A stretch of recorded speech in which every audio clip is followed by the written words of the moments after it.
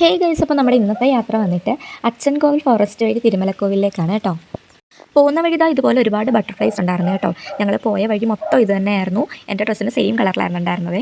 പിന്നെ ഒരുപാട് ചെറിയ ചെറിയ പുഴകളും അതുകൊണ്ട് തന്നെ കാട്ടരുവികളും ഒക്കെ ഉണ്ടായിരുന്നു. ആ കാണുന്ന കാട്ടുപന്നിയാണ് കേട്ടോ, ഞാൻ ആദ്യമായിട്ട് കാണുവാണ്.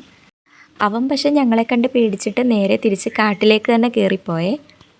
ആകെ മൊത്തം നല്ല പച്ചപ്പായിരുന്നു കേട്ടോ. ഫോറസ്റ്റ് കഴിഞ്ഞപ്പോൾ പിന്നെ പാടമായിരുന്നു. അത് കഴിഞ്ഞ് പിന്നെ പശ്ചിമഘട്ട മലനിരകൾക്കിടയിലൂടെയാണ് നമ്മൾ തിരുമലക്കോവിൽ അമ്പലത്തിലേക്ക് എത്തിയത്. പണ്ടത്തെ പോലെ ഒന്നുമല്ല, ഇപ്പോൾ ഇവിടെ ഭയങ്കര തിരക്കാണ് കേട്ടോ. പിന്നെ കാറ്റെന്ന് പറഞ്ഞാൽ നമ്മൾ പറന്നു പോകുന്ന രീതിക്കുള്ള കാറ്റായിരുന്നു. കല്ലിൽ ഒരുപാട് കൊത്തുപണികളൊക്കെ ഉള്ളൊരു മുരുകക്ഷേത്രമാണിത് കേട്ടോ. പിന്നെ ഈ സ്ഥലം എനിക്ക് ഒരുപാട് ഓർമ്മകൾ തന്നിട്ടുള്ളതാണ്. ഞാൻ സ്റ്റഡീസൊക്കെ കഴിഞ്ഞിട്ട് ആദ്യം വർക്ക് ചെയ്തത് ഇവിടെ ഒരു കോളേജിലാണ്. ഇവിടെ നിന്ന് നോക്കിയാൽ നമുക്ക് കോളേജൊക്കെ കാണാൻ പറ്റും. ഇവിടുത്തെ സീനറിയെ പറ്റി പിന്നെ ഞാൻ കൂടുതലൊന്നും പറയണ്ടല്ലോ, നിങ്ങൾ തന്നെ കാണുന്നില്ല എന്ത് ഭംഗിയാണെന്ന്. നേരത്തെ ഒന്നും ഈ അമ്പലം അത്ര ഫേമസ് അല്ലായിരുന്നു കേട്ടോ. ഇപ്പോഴാണ് ഇത്രയും തിരക്കൊക്കെ ആയി തുടങ്ങിയത്. അവിടെ നിന്ന് ഇറങ്ങി പിന്നെ കുറച്ച് ഫോട്ടോസൊക്കെ എടുത്ത് ഞങ്ങൾ ഇറങ്ങി. അപ്പോഴും കാറ്റിനൊരു ശമനം ഉണ്ടായിട്ടില്ലായിരുന്നു.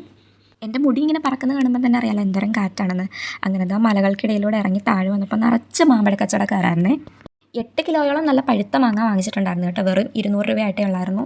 വരുന്ന വഴി പിന്നെ ഏരിയൽ റൂട്ട്സ് കണ്ട് ആലിൽ കേട്ടോ. പിന്നെ ഞങ്ങൾ അതിൽ തൂങ്ങി കളിച്ചിട്ടൊക്കെയാണ് വന്നത്. തിരിച്ച് ഞങ്ങൾ വന്നത് ഫോറസ്റ്റിലൂടെ അല്ല കേട്ടോ. തമിഴ്നാട്ടിലെ നല്ല ഗ്രാമീണ ഭംഗി കാണുന്ന വഴികളിലൂടെയാണ്. നല്ല കാറ്റൊക്കെ കൊണ്ട് 14 കിണർ പാലത്തിൻ്റെ ഭംഗിയൊക്കെ ആസ്വദിച്ച് പൈനാപ്പിളൊക്കെ വാങ്ങിച്ച് ഞങ്ങൾ നേരെ വീട്ടിലേക്ക് പോന്നേ.